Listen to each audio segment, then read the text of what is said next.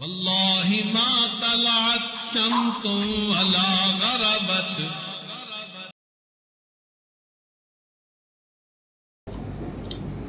الحمد للہ وکفى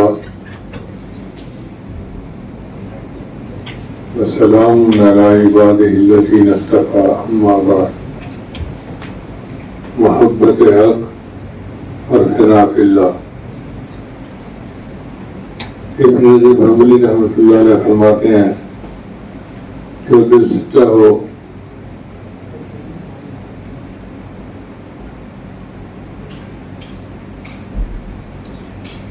وہ صرف اللہ ہی کی محبت میں مبتلا ہوتا ہے، نہ کسی اور کے سامنے دل لگاتا ہے، نہ کسی خوف میں مبتلا رہتا ہے، مگر صرف اللہ کے حضور. اور ساری دنیا کے بھروسہ چھوڑ کر صرف اللہ ہی پر توکل کرتا ہے. ایسا عاشق اپنے نفس کی ہر خواہش اور رکاوٹ کو فنا کر چکا ہوتا ہے، اور اگر کبھی لغزش محسوس ہو تو فوراً توبہ کی روشنی سے خود کو سنوار لیتا ہے. محبت الہی کا تقاضا عصمت نہیں بلکہ ہر گناہ کے بعد عاجزی سے رجوع کرنا ہے.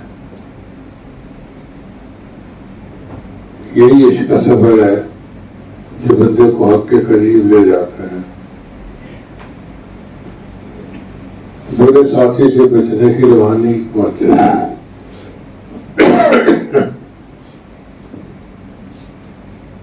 علماء اکرام فرماتے ہیں برے ساتھی کے ساتھ میل جول سے گریز کرو، کیونکہ انسان کا دل اور طبیعت اس کے قرب والوں سے متاثر ہوتا ہے.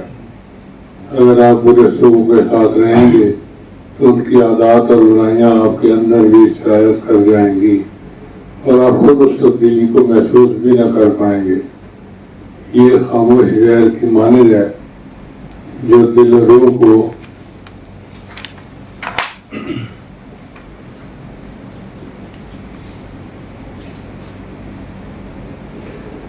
آہستہ آہستہ خراب کر دیتا ہے. روحانی ترقی اور پاکیزگی کے لیے ضروری ہے کہ آپ اپنے ماحول اور صحبت کا دھیان رکھیں، اچھے اور نیک لوگوں کی صحبت اختیار کریں تاکہ آپ کا دل روشن اور فطرت پاکیزہ رہے.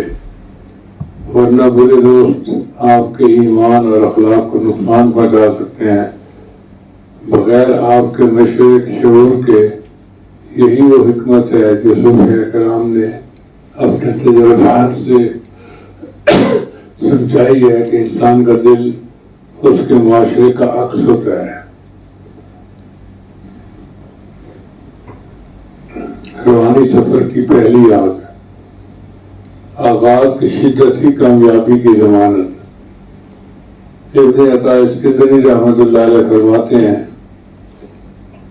جو شخص ابتدا میں جنونی محبت قربانی کا حامل نہ ہو اس کا انجام کبھی روشن، خوشنما اور کامیاب نہیں ہوتا.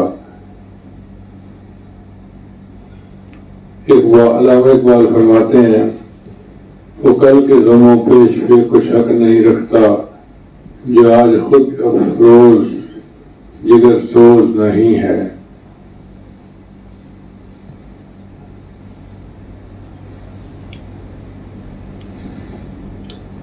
روح کی غذا غفلت کی دوا.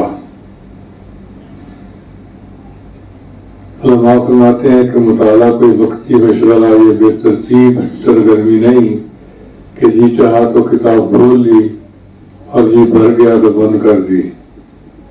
یہ تو روح کی بھوک کا نوالا ہے، دل کے اندھیروں میں چراغ جلانے والا عمل ہے. جو شخص اپنی باطنی تعمیر کا خواہش مند ہوتا ہے اسے چاہیے کہ روزمرہ زندگی کے ہنگاموں سے ایک گوشے تنہائی مخصوص کرے. ایسا وقت جس میں کوئی دنیاوی مصروفیت اور کوئی آواز، کوئی فکر اسے اس روحانی خوراک سے محروم نہ کرے. کیونکہ کتاب کا صفحہ جب دل سے جا ملے تب علم نور بنتا ہے اور نور قرب الہی کا ذریعہ ہوتا ہے. وآخر دعوانا ان الحمد للہ رب العالمین. دعا کر لیجیے. سبحان ربی العظیم.